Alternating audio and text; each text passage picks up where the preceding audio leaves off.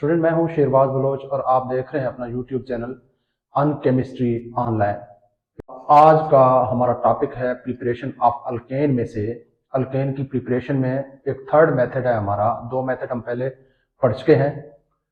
इनमें से एक मेथड हमने पढ़ा था by hydrogenation of unsaturated hydrocarbon और एक और मेथड हमने दूसरा मेथड पढ़ा था फ्रॉम अल्काइल हैलाइड्स। और आज हम थर्ड मेथड पढ़ रहे हैं by decarboxylation of carboxylic acids. Carboxylic acid की डीकार्बोक्सिलेशन से भी हम अल्केन तैयार कर सकते हैं। स्टार्ट करते हैं। Decarboxylation of carboxylic acid. हमारे पास है एक carboxylic acid RC double bond O single bond OH। ये एक कार्बोक्सिलिक एसिड है। इसकी हमने डीकार्बोक्सिलेशन करना है। डीकार्बोक्सिलेशन का मतलब है रिमूवल ऑफ CO2। इसमें से कार्बन डाइऑक्साइड निकालेंगे तो ये RH में तब्दील हो जाएगा। RH का मतलब है अल्केन। अल्केन में तब्दील हो जाएगा। ये हमारे पास है अल्काइल ग्रुप। अल्काइल ग्रुप के साथ जब हम एक हाइड्रोजन ऐड करते हैं तो वो अल्केन में तब्दील हो जाता है। तो डीकार्बोक्सिलेशन का मतलब क्या हुआ? Removal of CO2। किससे रिमूव करना है? From carboxylic acids. Carboxylic acid का जनरल फार्मूला है RC double bond O single bond OH। इनमें से हमने कार्बन डाइऑक्साइड रिमूव करना है। जब कार्बन डाइऑक्साइड रिमूव करेंगे तो हमारे पास अल्केन बनेंगे।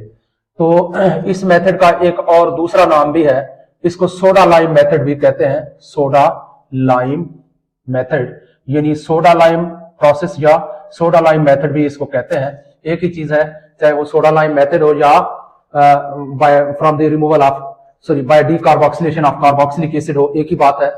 अब सोडा लाइम दो लफ्ज से है। सोडा, यहां से सोडा का मतलब है NaOH और लाइम का मतलब है लाइम CaO। तो इन दोनों की प्रेजेंस में हम क्या करेंगे? कार्बोक्सिलिक एसिड से, इन दोनों की प्रेजेंस में हम कार्बोक्सिलिक एसिड को अल्केन में तब्दील करते हैं। कुछ इस तरह से मेरे पास है carboxylic acid RC double bond O single bond OH plus NaOH in the presence of lime. तो हम क्या बनाएंगे? कुछ इस तरह से देखें, ये RC double bond O remove और हमारे पास क्या बन जाएगा? RH। अल्केन हमारे पास बन जाएंगे। अब कंप्लीट मेथड क्या है? कंप्लीट मेथड ये है कि सबसे पहले हमने इस कार्बोक्सिलिक एसिड को RCOOH, इसको अगर हम सिंपली लिखें तो ऐसे लिखेंगे। सबसे पहले इसको NaOH के साथ रिएक्ट करके इसका सोडियम साल्ट बनाना है। यहां क्या होगा? ये सोडियम आके इस हाइड्रोजन को रिप्लेस करेगा और ये हाइड्रोजन इस OH के साथ मिलकर वाटर बनाएगा। हमारे पास क्या बनेगा? RCOONA, हाइड्रोजन की जगह सोडियम, और ये हाइड्रोजन इस OH के साथ मिलकर वाटर बनाएगा H2O। अब हमारे पास इसका सोडियम साल्ट बन चुका है। अब इसके सोडियम साल्ट को हम रिएक्ट करवाएंगे RCOONA को, फिर से रिएक्ट कराएंगे NaOH सोडियम हाइड्रोक्साइड के साथ और इसमें लाइम ऐड करके इसको हीट करेंगे। तो हमारे पास ये सोडियम क्या बन गया? Na2। और ये यहां से सारे का सारा, यहां से लेकर यहां तक ये सारे रिमूव हो जाएंगे और ये क्या बनेगा?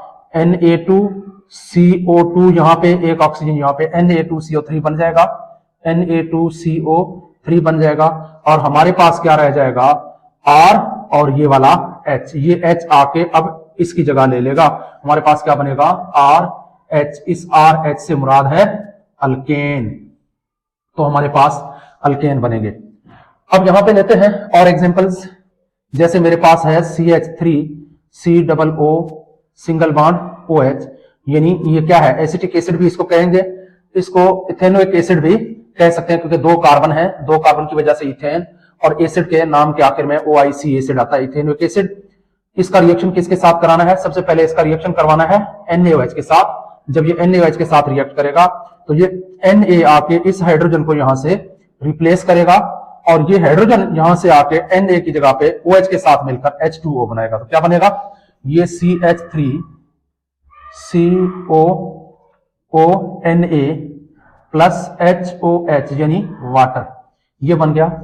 अब ये CH3COONA जिसको हम सोडियम एसीटेट भी कहते हैं या सोडियम इथेनोएट भी कहते हैं, सोडियम एसीटेट सोडियम एसीटेट अब क्या करेगा, ये सोडियम एसीटेट मजीद NaOH के साथ रिएक्ट करेगा in the presence of lime, इसलिए इसको सोडा लाइम मेथड कहते हैं। ये NaOH है, अब यहां पे CaO ऐड कर दिया तो यहां पे क्या बनेगा, ये 2 Na और ये 3 ऑक्सीजन, 1 2 और ये 3 और एक कार्बन, ये मिलकर क्या बनाएंगे Na2CO3, Na2CO3 अलग, और हमारे पास बाकी क्या रह गया, ये रह गया CH3 और ये इस CH3 और ये इस H के साथ रिएक्ट करके क्या बनाएगा, CH4 बनाएगा। CH3 से CH4 बनेगा मीथेन, मीथेन एक अल्केन है।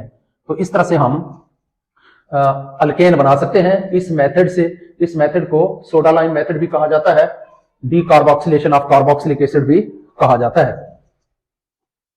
अच्छा जी, अब नेक्स्ट हमने इसका मैकेनिज्म देखना है।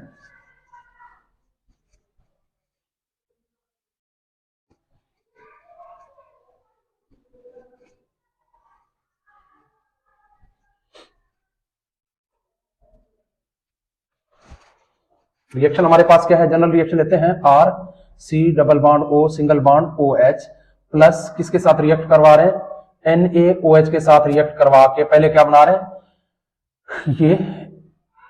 ये Na आके हाइड्रोजन को रिप्लेस करेगा, ये डिस्प्ले एक सब्स्टिट्यूशन रिएक्शन होगा।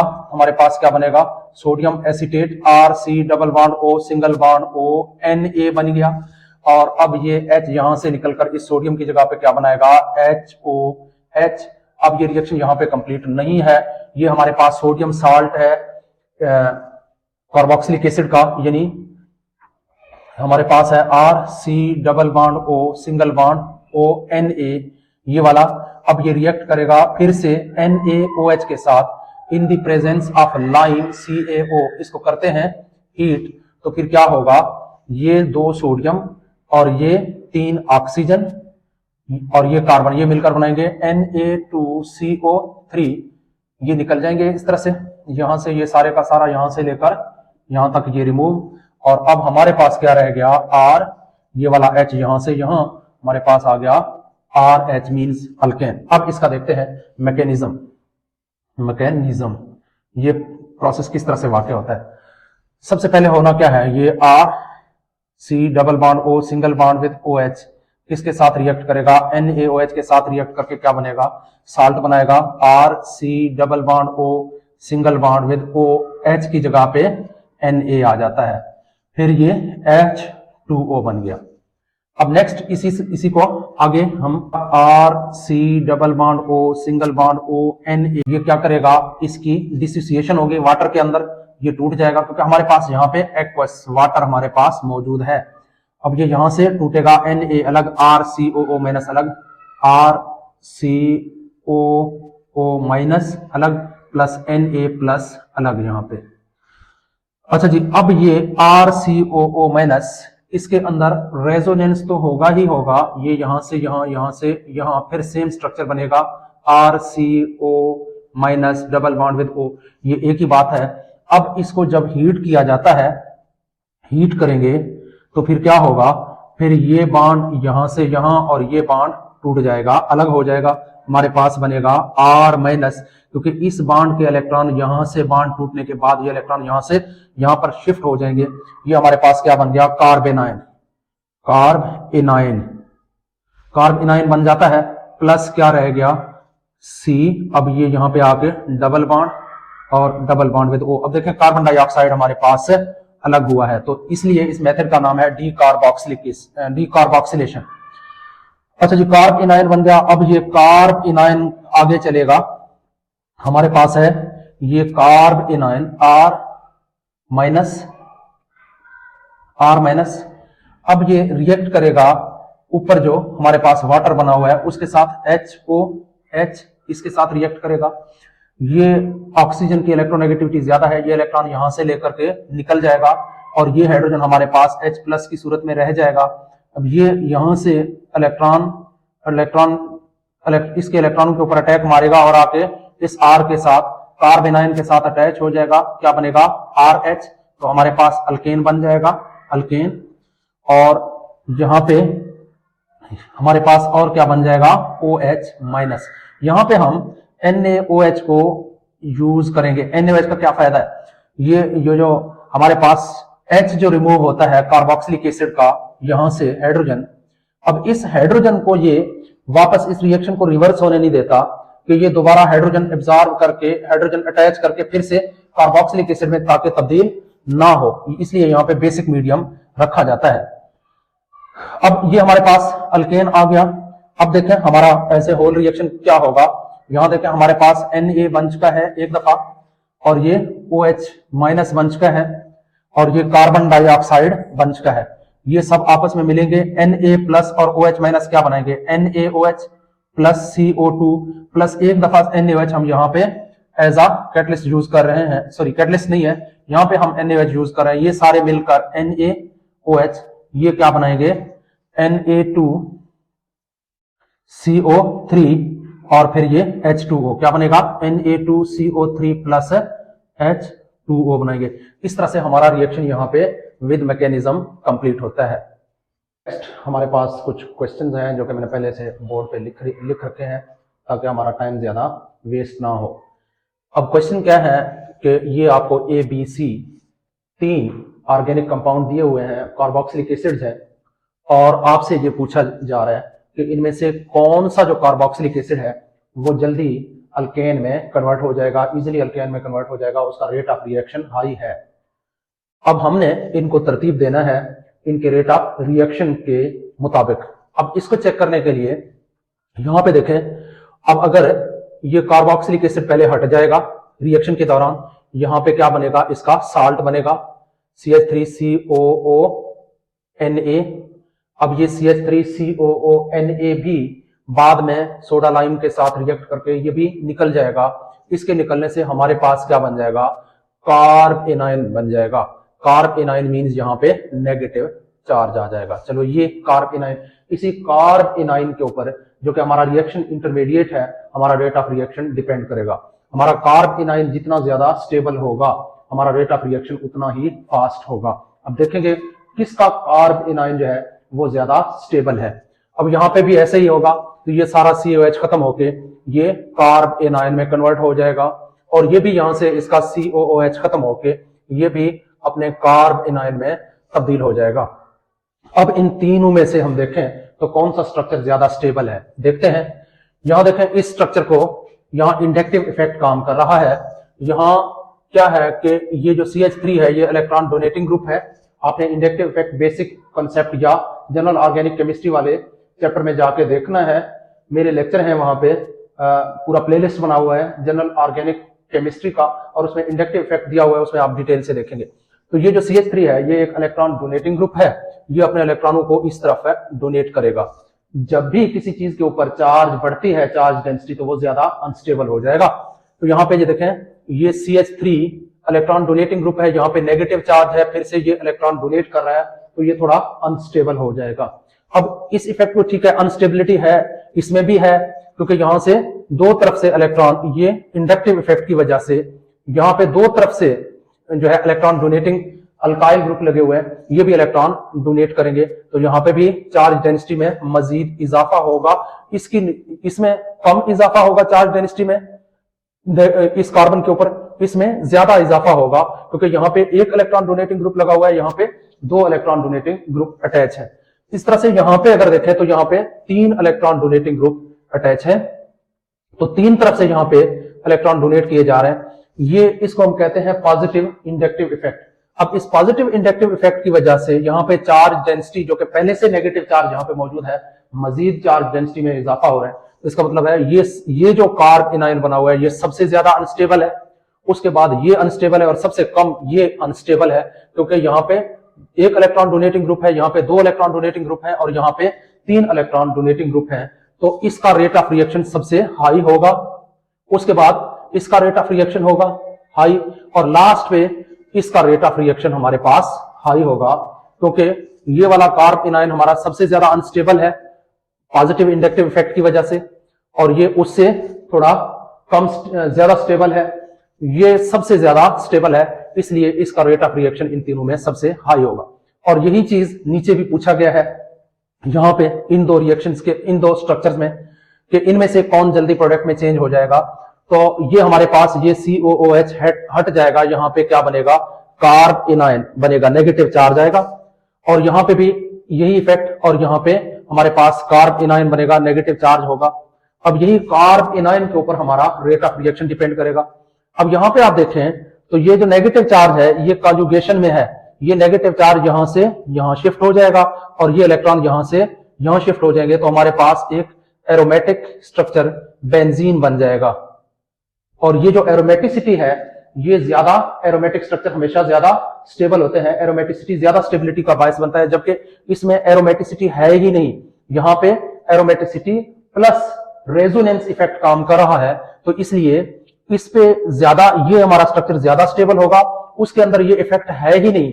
यहां पे ना तो रेजोनेंस है, ना तो यहां पे कोई एरोमेटिसिटी है, इसलिए हमारे बी का जो रेट ऑफ रिएक्शन है वो ए से हाई है। तो rate of reaction of B is greater than rate of reaction of A, तो हमारा बी जो है वो जल्दी से अल्केन में तब्दील हो जाएगा ए की निस्बत। इसी तरह से अगर यहां पे देखें, यहां इसमें से यही काम होगा, ये कार्ब एनायन हमारे पास बन जाएगा, नेगेटिव चार्ज, और ये भी हमारे पास कार्ब एनायन में कन्वर्ट हो जाएगा, और ये भी हमारे पास कार्ब एनायन में कन्वर्ट हो जाएगा। अब हमसे ये सवाल कर रहा है कि इनमें से किसका रेट ऑफ रिएक्शन हाई है। अब यहां पे देखें, इन सब के अंदर एरोमेटिसिटी पहले से मौजूद है, इस जगह पे नेगेटिव चार्ज है। यहां इन स्ट्रक्चर्स के ऊपर अगर हम गौर करें तो इनमें से ये जो OH ग्रुप है, ये एक यहां पे एक लोन पेयर ऑफ इलेक्ट्रॉन है, ये भी इलेक्ट्रॉन डोनेटिंग रेजोनेंस इफेक्ट पैदा करता है। ये इलेक्ट्रॉन यहां से यहां शिफ्ट हो जाएंगे और इलेक्ट्रॉन मूव करते हुए यहां तक पहुंचेंगे। यहां तक पहुंचने की वजह से यहां चार्ज पहले से ज्यादा है, पहले से एक चार्ज डेंसिटी है यहां पे, और मजीद चार्ज यहां पे बढ़ रहा है। तो इस चार्ज के बढ़ने की वजह से ये अनस्टेबल हो जाएगा, अनस्टेबिलिटी की वजह से इसका जब कार्ब एनायन हमारे पास अनस्टेबल हो जाएगा, तो हमारा रेट ऑफ रिएक्शन, क्योंकि ये हमारा रिएक्शन इंटरमीडिएट है, रिएक्शन इंटरमीडिएट हमारा अगर अनस्टेबल है तो हमारा रेट ऑफ रिएक्शन स्लो हो जाएगा। अब यहां पे अगर देखें तो ये NO2 ग्रुप मौजूद है, ये इलेक्ट्रॉन विदड्राइंग इफेक्ट पैदा करता है। इलेक्ट्रॉन विदड्राइंग की वजह से ये इलेक्ट्रॉनों को इस तरफ अट्रैक्ट करेगा, तो ये इलेक्ट्रॉन सारे इस तरफ मूव करेंगे और यहाँ पे चार्ज डेंसिटी कम हो जाएगी इस इलेक्ट्रॉन विदड्राइंग नाइट्रो ग्रुप की वजह से। तो यहाँ पे ये स्ट्रक्चर हमारा स्टेबल हो जाएगा चार्ज डिस्ट्रीब्यूशन की वजह से। अब अगर इस स्ट्रक्चर के ऊपर गौर करें तो यहाँ पे कोई ग्रुप नहीं लगा हुआ, तो इसका मतलब है ये न्यूट्रल रहेगा, कोई ऐसा इफेक्ट इसके अंदर है नहीं जिसकी वजह से इसकी स्टेबिलिटी में कोई कमी आए या इजाफा हो। तो इसलिए हमारा सबसे ज्यादा रेट ऑफ रिएक्शन इसका हाई होगा, बी का हाई होगा यहाँ पे, उसके बाद फिर सी का हाई होगा, और उसके बाद लास्ट में ए का रेट ऑफ रिएक्शन जो है वो लास्ट पे आएगा, रिएक्शन रेट। क्यों? क्योंकि यहाँ पे इलेक्ट्रॉन डोनेटिंग ग्रुप है, जिसकी वजह से यहाँ पे चार्ज डेंसिटी जो पहले से चार्ज मौजूद है, अब मजीद इस इलेक्ट्रॉन डोनेटिंग ग्रुप की वजह से यहाँ पे चार्ज डेंसिटी में इजाफा हो रहा है। अब अगर यहाँ पे देखें तो इन स्ट्रक्चर में से किसका रेट ऑफ रिएक्शन हाई है, यहाँ पे क्या होगा, ये COOH यहाँ से निकल जाएगा, यहाँ पे नेगेटिव चार्ज आएगी, और ये नेगेटिव चार्ज अब यहाँ पे देखें यहाँ से यहाँ शिफ्ट हो जाएगा और ये यहाँ से यहाँ शिफ्ट हो जाएगा। इस तरह से कुछ हमारे पास बनने वाला है स्ट्रक्चर, ये यहाँ पे डबल बॉन्ड आ जाएगा और यहाँ पे नेगेटिव चार्ज आ जाएगा। तो यहाँ पे इट्स मींस के यहाँ पे रेजोनेंस मौजूद है। अगर हम इसको देखें, यहाँ पे नेगेटिव चार्ज आएगा, अब ये चार्ज यहां से आगे मूव नहीं कर सकता क्योंकि यहाँ पे कॉन्जुगेशन है ही नहीं, रेजोनेंस इफेक्ट यहाँ पे पैदा नहीं हो सकता। तो रेजोनेंस इफेक्ट की वजह से ये जो कार्ब एनायन है ये ज्यादा स्टेबल है, इसकी निस्बत ये स्टेबल नहीं है, तो इसलिए हमारा रेट ऑफ रिएक्शन ए का हाई होगा बी की निस्बत।